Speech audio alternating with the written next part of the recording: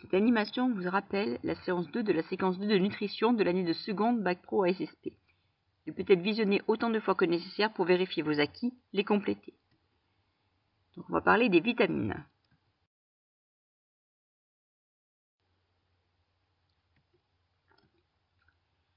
Remémorez-vous ce que vous savez déjà sur les vitamines. Les vitamines sont des constituants alimentaires. Elles sont non énergétiques.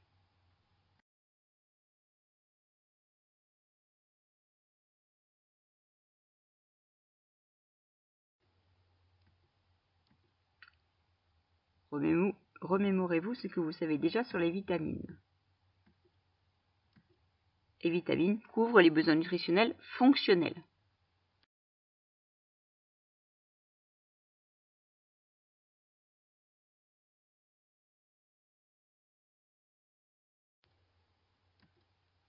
Elles sont indispensables à la vie, elles agissent à très faible dose, elles ne sont pas fabriquées par l'organisme, sauf la vitamine D, éventuellement la K.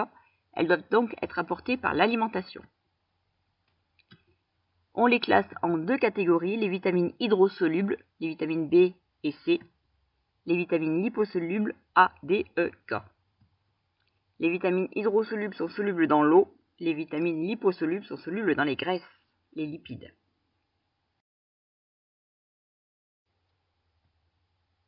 Leur rôle. Elles ont un rôle fonctionnel. Quelques exemples pour chaque vitamine.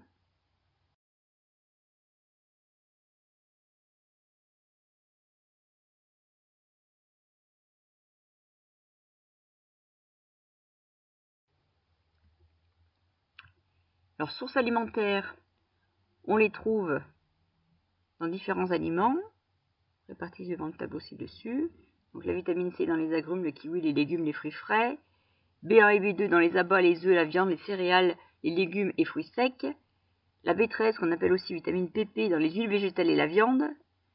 La vitamine A dans les huiles de poisson, le foie, le beurre, le lait, le fromage, les œufs. La vitamine D dans le foie, le fromage et le lait. La vitamine E dans les huiles végétales. La vitamine K dans les légumes verts, les tomates, le foie et les poissons.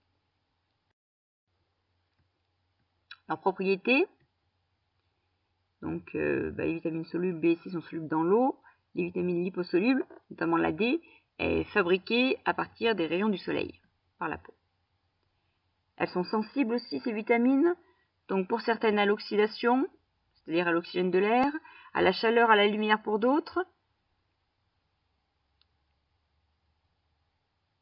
Elles peuvent être sensibles aux fortes températures.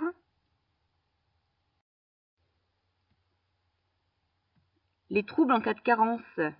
Si on manque de vitamine C, on peut observer la fatigue, des saignements de gencives, le déchaussement des dents, le scorbut. À la vitamine B1, des œdèmes, des troubles circulatoires et musculaires. La maladie qui en résulte est le beriberi. La vitamine B2 provoque des lésions cutanées, buccales et oculaires. La vitamine B13, des érythèmes cutanés, des troubles nerveux. Une maladie qui en découle, c'est le pélagre. La vitamine A provoque des troubles de la croissance si elle est insuffisante, des lésions de la peau et des muqueuses. La vitamine D, des troubles de l'ossification. Et la maladie qui en découle est le rachitisme. Si on manque de vitamine E, on peut avoir des troubles de la reproduction. Et si on manque de vitamine K, des troubles hémorragiques ou de la coagulation sanguine. Les précautions à prendre pour bénéficier des bienfaits des vitamines. Il faut limiter le temps de trempage lors du lavage des aliments. Il faut privilégier les cuissons à la vapeur puisque les aliments ne trempent pas dans l'eau. Il ne faut pas exposer les aliments à la lumière et à l'air.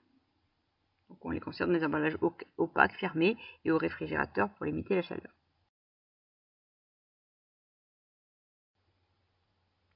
Petit exercice d'application vous demande de caractériser les vitamines suivantes en les associant à leur définition.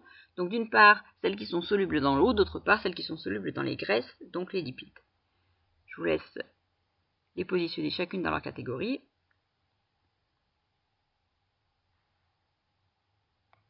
La réponse. Donc ADEK, vitamines liposolubles. B et C, vitamines hydrosolubles. Deuxième application. C'est un aliment riche en chacune des vitamines suivantes, donc vitamines A, C, D et E. Et après, vous indiquerez les besoins nutritionnels couverts par les vitamines.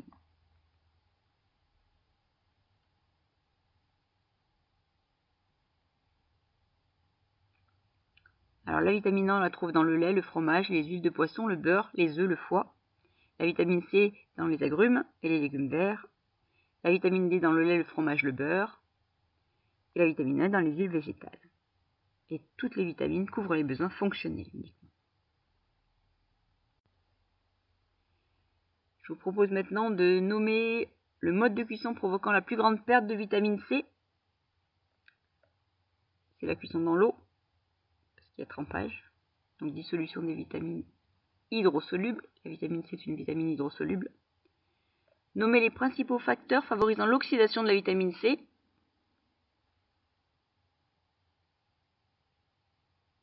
Alors c'est l'oxygène de l'air, la lumière et la chaleur. Et expliquer le fait de donner un supplément de vitamine D aux nourrissons. Pourquoi on leur donne un supplément de vitamine D? Parce qu'elle permet de fixer le calcium sur les os, et comme ils en ont besoin pour fabriquer leur squelette.